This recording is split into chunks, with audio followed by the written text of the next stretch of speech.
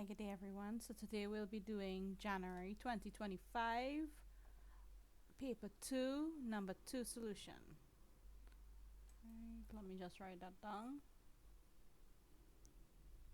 Jan 2025, paper 2, number 2. Right? These questions are typically your algebra section, right? So the question says factorize each of the following algebraic expressions: x squared minus 49. Now, x squared and 49 are both squared numbers, so immediately when you see this, you should think about difference of squared numbers. Find the square root of x squared and the square root of 49.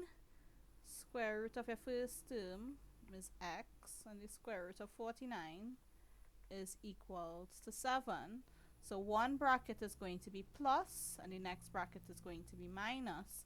So going to be x plus 7 and x minus 7, and that would be your answer. This one here, we have to factorize it. So this is a quadratic equation. Let's just go down.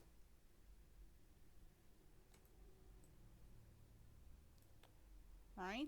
This is 2 marks, so you have to do some working.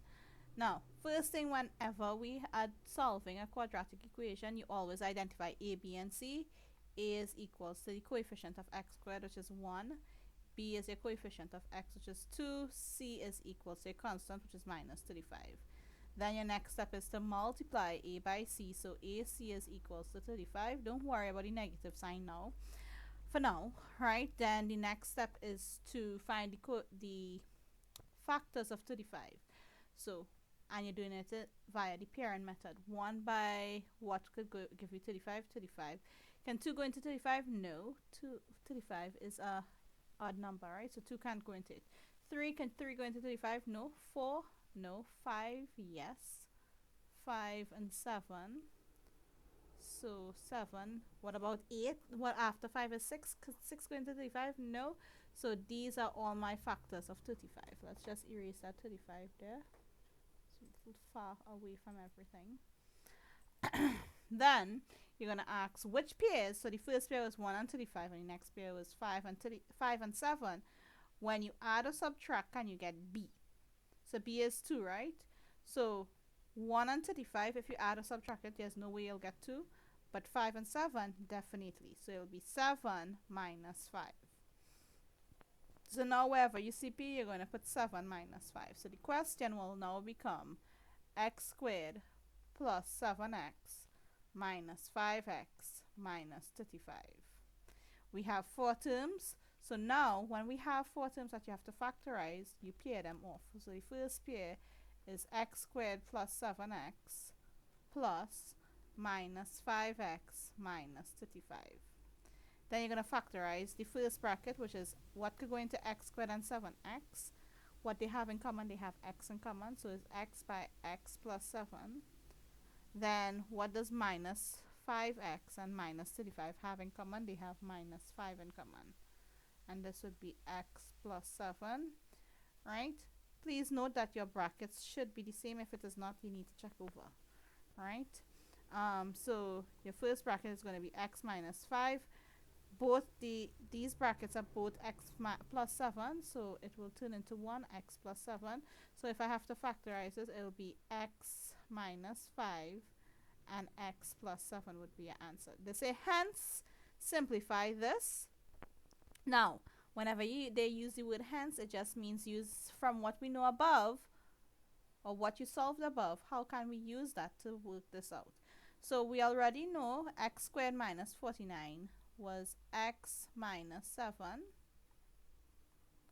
by x plus 7 over x minus 5 by x plus 7. How did I get that? Remember, this here is actually this factorized. Now, we see these brackets are the same, so you cross it off, or they will cancel out each other. So the answer will be x minus 7 over x minus 5. And that is the answer for this one here. Alright, let's go on to the next question.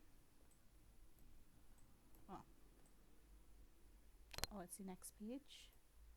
Alright, let's just zoom in. Bring that down. Right, so this question says rearrange your formula, making m the subject of the formula. So anytime we carry something over the equal sign, we need it to be, it'll be the opposite. Now please note, we always want our unknown, or the coefficient of our unknown, to be positive. This is negative, so that will tell me immediately carry that negative m squared over the equal sign to get positive m squared. Right? Yeah. So I'm just going to use a different color to show you the arrows. So I'm going to carry this across here.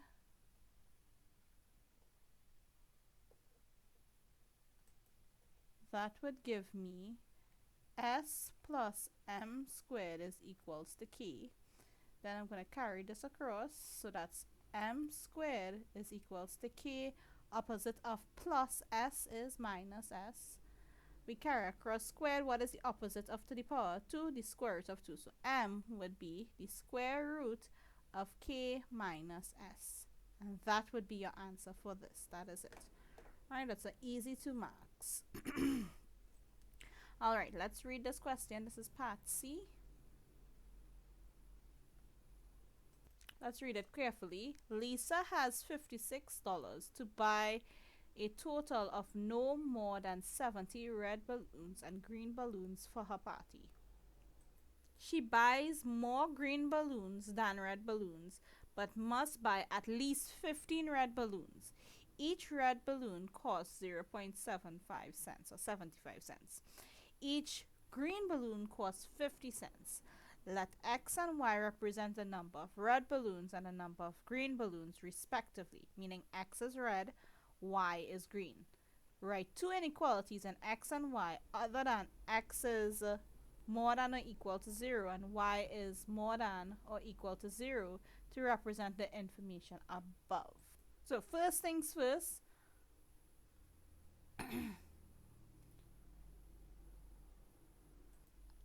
alright, so the first one, what did they say? A total of no more than 70 red and green balloons must buy. So remember, red is x. Hold on, let me just get this pen. Red is x, green is y. So if we add x plus y, it must be less than or equal to 70. For the most, it must be 70. So that's why I said less than or equal to 70. So that's the first one. They only said two, but you can get a, they only said to write two inequalities, but I'm going to give you everything from all the information here, all the inequalities that you could get. Right?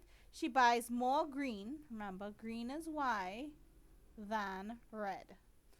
So therefore, y is more than x. Yeah? So she buy more green, so that's why y is more than x. The next one is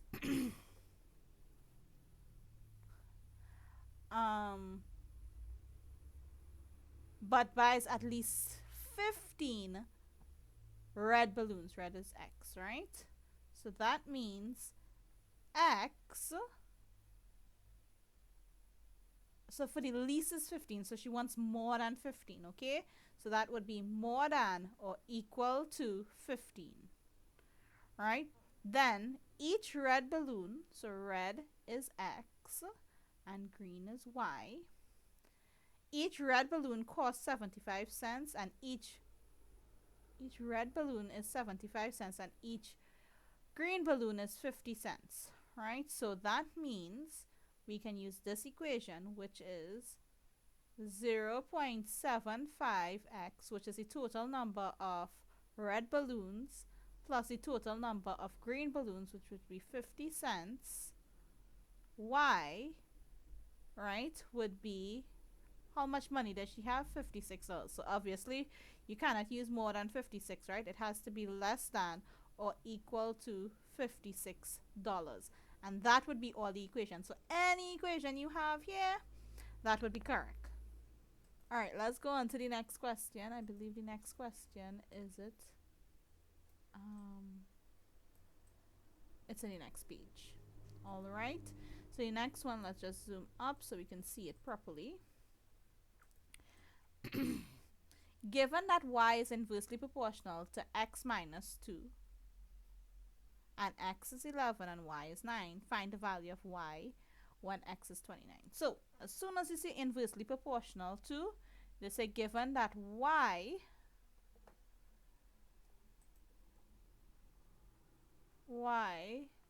this is the proportional, and because it's inversely proportional to, it'll be 1 over x minus 2. Okay? Which, if we want it as an equation, it would be y is equals to k multiplied by 1 over x minus 2, which is y is equals to k over x minus 2. Now, they already told you when x is 11, y is 9. Now, k is our constant, so it does not change. The only thing that it changes is the x and the y values. Right? So, they said y, when y is 9, this would be equals to k over 11 minus 2. So 9 would be equals to k over 11 minus 2 is 9. Right? So we know that if I carry across, divide by 9, because I want to make k the subject, k would be equals to the opposite of divide by 9 is multiply by 9. 9 by 9 is 81. So k would be equals to 81. Again, k is your constant. It does not change. So they want to know if when k is 81, they want to know what y is equal to and x is equals to 29.